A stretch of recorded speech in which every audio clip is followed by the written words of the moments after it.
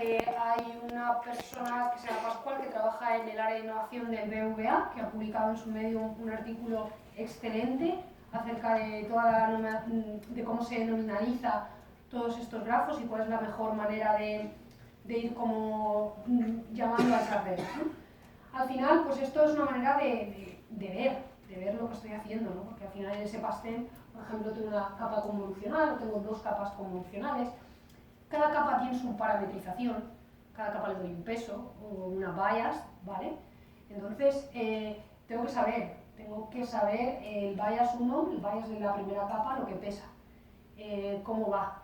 Tengo que poder hacerle un pruning, tengo que cortarlo, tengo que salvarlo, ¿no? Entonces, esto está muy bien porque me permite crear esa arquitectura de redes de manera como muy gráfica.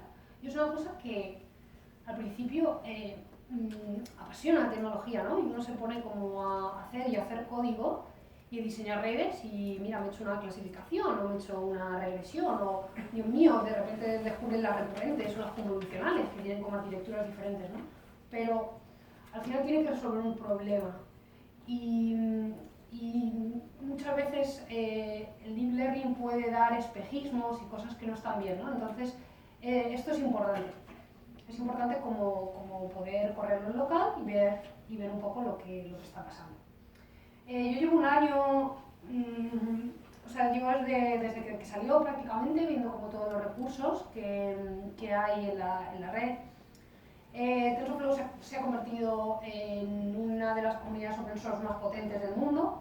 Hay muchos desarrolladores que han estado trabajando con el GitHub, que han hecho builds. Y esto funciona, o sea, ha funcionado como bastante bien, ¿vale?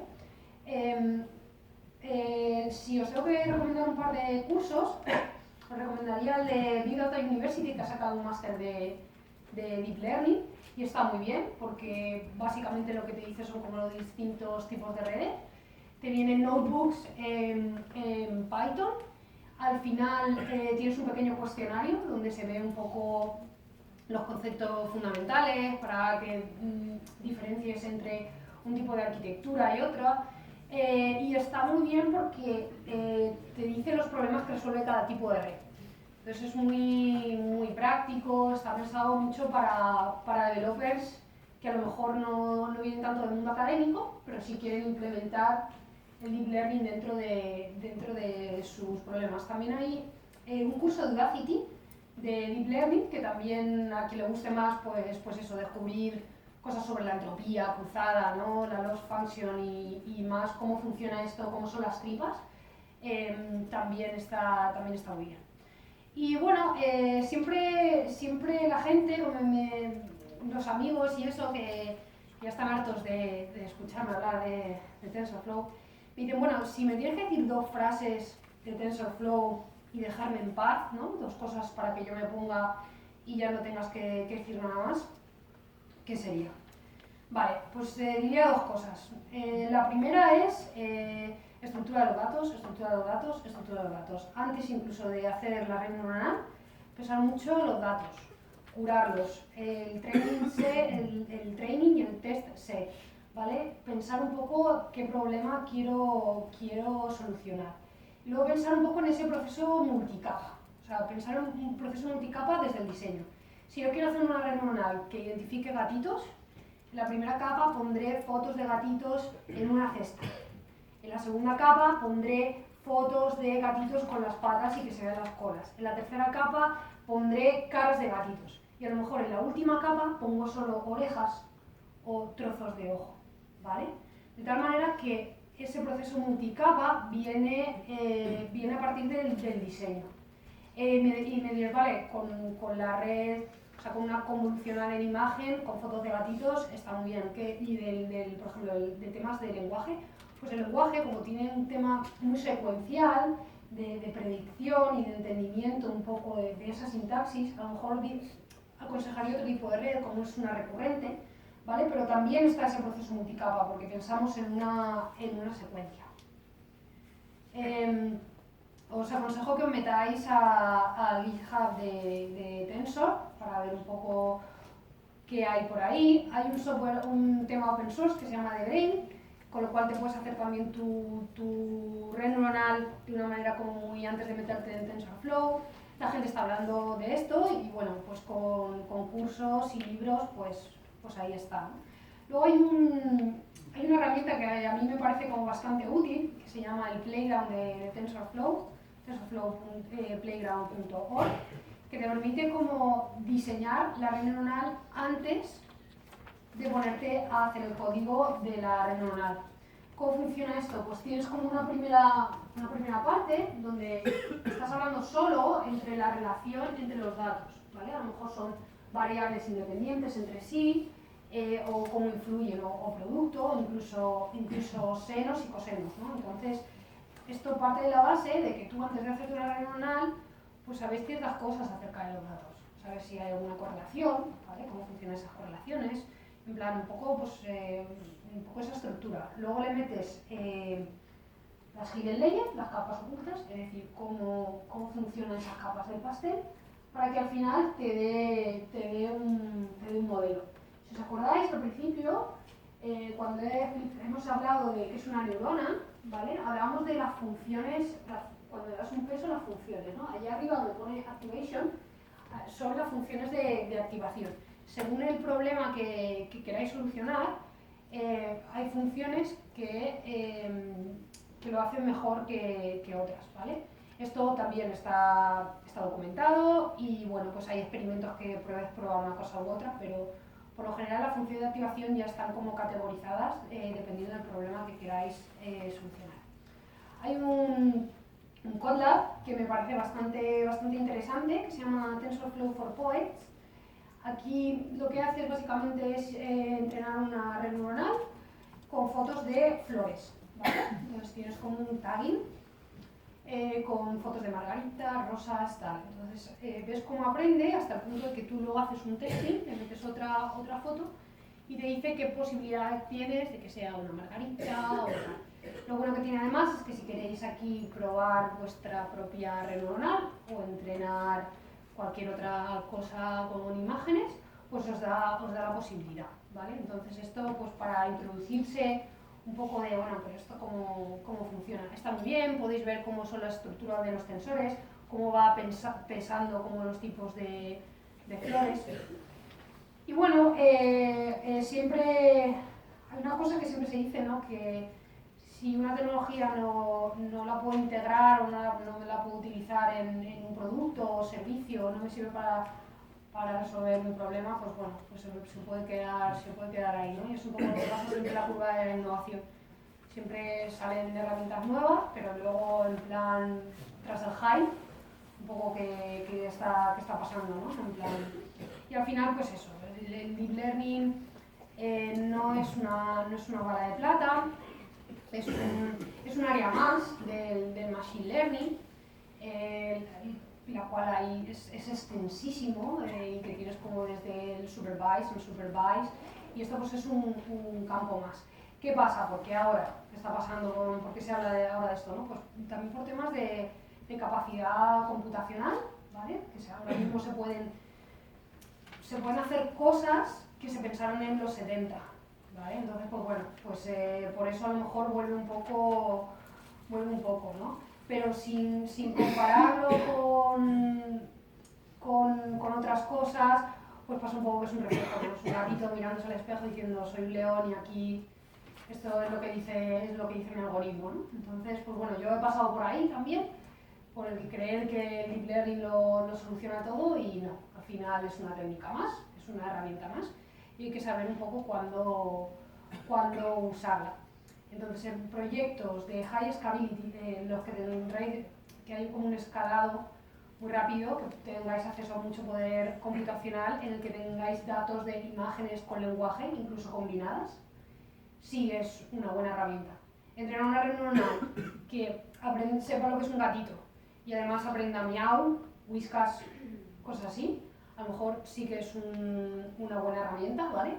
Para vendérselos a proveedores de artículos de gatos, ¿vale? Entonces, pues bueno, pues hay que pensar un poco así, ¿no? En plan, de qué problema se puede solucionar con esto. Ahora voy a hablar un poco de lo que es mi experiencia con NASA durante durante este año.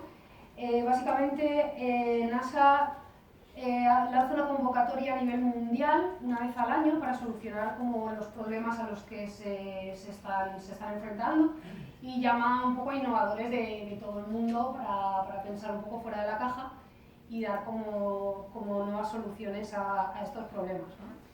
Uno de los desafíos que tenían eran cómo los NEOs, los Near Earth Objects, los objetos que están orbitando alrededor de la Tierra, que en el fondo pues, forman parte del círculo de asteroides alrededor del sistema solar, pues tenían como capacidad de impactar, ¿no? Nosotros propusimos, era un desafío utilizando Machine Learning, utilizando como técnicas de Machine Learning. Nosotros nos presentamos junto con otros cientos de proyectos en nuestra categoría, casi 2000 proyectos a nivel mundial.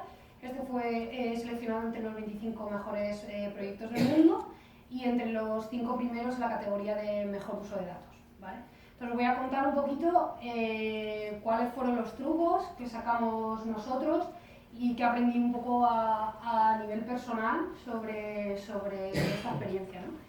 El proyecto se llama Deep Asteroid, asteroide profundo, y básicamente pues bueno, pues, lo que hicimos fue nos juntamos 6 personas pues, apasionadas de la tecnología, un experto de matemática de clasificación orbital, ¿no? Y empezamos a darle vueltas en cómo podíamos como crear un modelo basado en Deep Learning para detectar asteroides. Vamos a ver, nosotros nos dimos cuenta, bueno, una de las cosas que os tendría que decir aquí es que siempre que estéis tratando de solucionar un problema de Deep Learning, habléis con un experto en el dominio, ¿vale?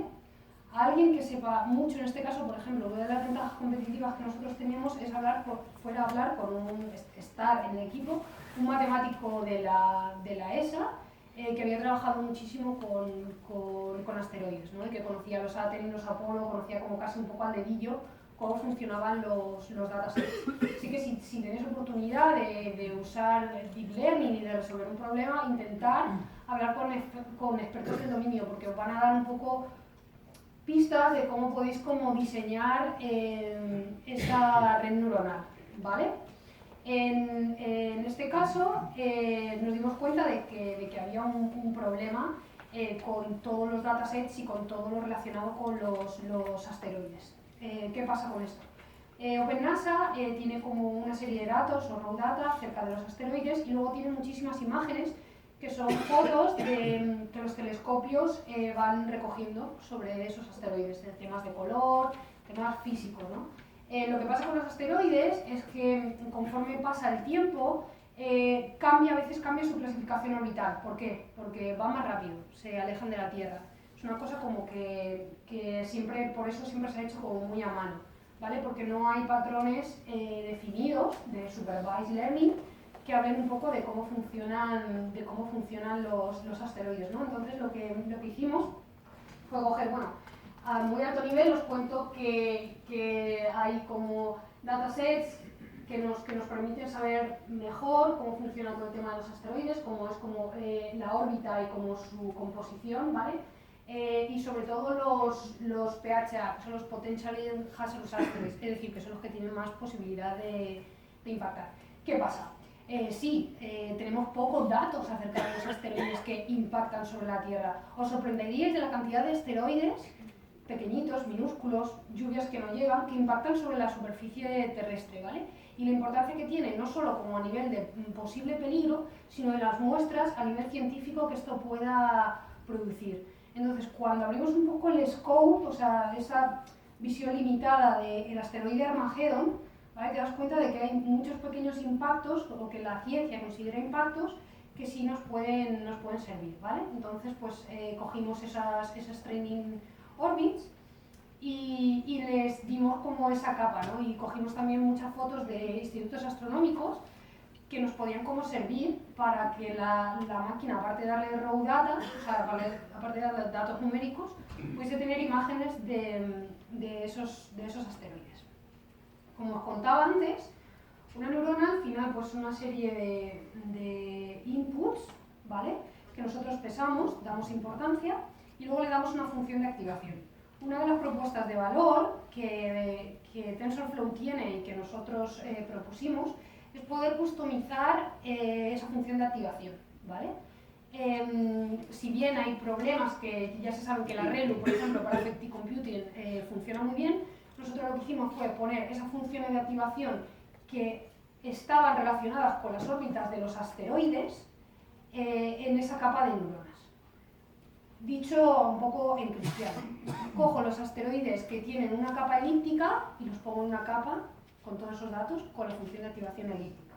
Cojo los asteroides, bueno, al final hay siempre una abstracción de si es wave function, al final siempre es elíptico en teoría, pero como pasa muy lejos o cerca, se abstrae un poco esa trayectoria, ¿vale? Entonces, pues bueno, pues identificamos que habían como diferentes funciones de activación que estaban relacionadas con esa trayectoria. Vale, al final pues eso a primer nivel, ¿no? A segundo nivel hablábamos también de esa arquitectura multicapa, de esa red neuronal, en la que íbamos metiéndole el conocimiento de una manera ordenada. En una primera fase le metimos los datos de Potential Hazard Asteroids. Conforme íbamos subiendo, le metimos ese conocimiento de pruning, ¿no? En plan, ¿qué pasa? Pasa que cuando un asteroide cuando hay observaciones acerca de los asteroides y pasa un determinado espacio de tiempo, la clasificación de los asteroides puede cambiar. Y eso también hay que incluirlo en la red, ¿vale? Yo puedo hacer un pruning de esos tensores y lo puedo meter en la red. No sé si me estoy explicando, o sea, estoy cogiendo el diseño de cómo funciona la observación de los asteroides y lo estoy metiendo, ¿no? Al final también metimos una última capa del color y de la velocidad, porque cuando los asteroides se están acercando, por así decirlo, a la superficie terrestre, o están más cerca, hay mayor capacidad para clasificarlos por el color, porque se pueden observar más fácilmente. Fijaros que el conocimiento lo voy desde lo más general a lo más particular, ¿no? Desde esos raw data, ese DDT, ese paso del tiempo, hasta esa clasificación de zonas. Vale. Pero es importante que os cuente que no todos los datos que tiene OpenNASA servían de primeras y que no puedes como coger a casco porro y meter todos los datos, ¿vale? Nosotros encontramos un libro que se llama Hazards Due to Comets and Asteroids, que básicamente te hace como un primer pruning, te quita como muchos datos, que en el fondo son como cuerpos celestes, pero al final no son neos, ¿vale? Porque hay muchos cuerpos orbitando alrededor del espacio y no todos nos van a servir para esta clasificación. Entonces nosotros cogimos el dataset, el punto A que veis, hicimos el pruning con el protocolo, hicimos una primera capa, esa primera capa con lo que se está contando Potential Hazard Asteroids, y a partir de ahí pues evaluamos. Entre cada capa del pastel, yo siempre os aconsejo que no, o sea, aunque lo vayáis haciendo capa a capa, cada capa vayáis como comprobando un poco cómo funciona, ¿vale?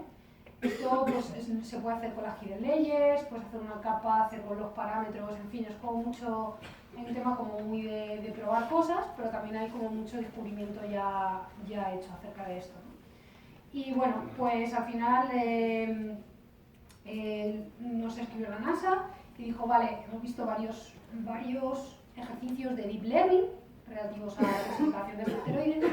Lo que nos ha gustado es que vosotros habéis puesto todo el proceso de diseño del ejercicio de clasificación de lo que están haciendo los astrónomos y lo habéis metido en la red neuronal, ¿no? Al final lo que estamos haciendo es eso, estamos como reentrenando la red a través del tiempo, diciéndole, no, esto ahora no es un Neo o un Apolo, ahora es un Aten, ¿no? Entonces al final pues la red está aprendiendo a cómo cambiaban esos cuerpos, ¿no? En plan, cómo estaban como transformándose. Aquí había una cosa como muy importante, yo creo que fue lo que nos dio propuesta de valor con respecto a otros ejercicios y que ya forma parte un poco de vuestra carrera como developers y como líderes de proyecto técnico, no tengáis miedo cuando estéis construyendo un ejercicio de Machine Learning y tal, no sé qué, de parar de desarrollar y escuchar a expertos del dominio, ¿vale? Porque al final esto puede salvar tiempo, puede hacer que vuestros modelos salgan de la abstracción y se vuelvan como mucho más accurate, podéis descubrir a lo mejor que otro modelo es mejor, ¿vale? Entonces, pues bueno, yo siempre aconsejo eso, escuchar el problema que queráis solucionar y si tenéis que redirigir, pues que no tengáis ningún problema. Esto fue lo que yo creo que nos hizo ganar, por encima de usar TensorFlow o algo que sea como más, una tecnología como más fancy, ¿no? El concepto clave aquí era pues eso, saber que los objetos orbitales cambian a lo largo del tiempo y cómo eso se puede meter en la segunda capa del pastel. Bueno, pues habéis sobrevivido. Así que me alegro mucho.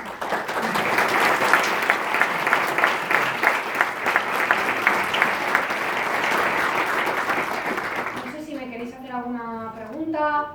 ¿Tenemos tiempo para alguna pregunta? Sí, podéis coger alguna pregunta.